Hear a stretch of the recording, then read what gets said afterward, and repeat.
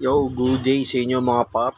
It's Sunday rides, short ride, and then we're going to DRT.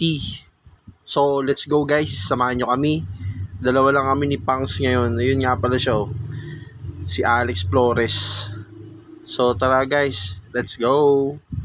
Dito pala kami duman sa Carino Highway, papunta ng DRT. Papunta rin ng Tungko, San Jose.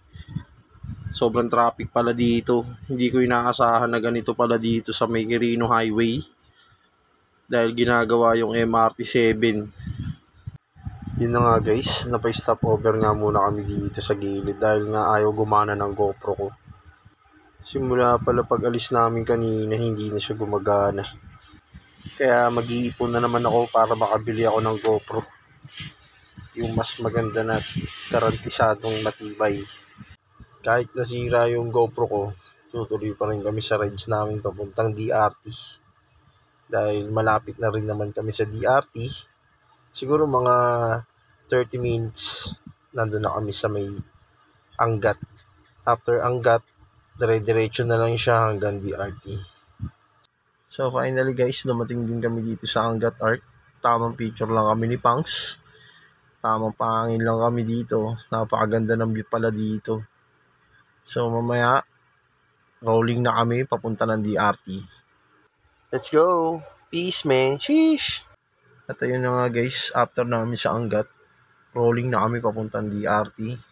I think mga 30 minutes papunta ng DRT. Konti na lang, makakarating na kami. Pero may problema. May nararamdaman akong hindi maganda sa motor ko. Sa may harapan ng gulong. Kaya ito guys, napahinto na ako dito. Parang ayaw kami patuloy ng DRT. Bakit kaya?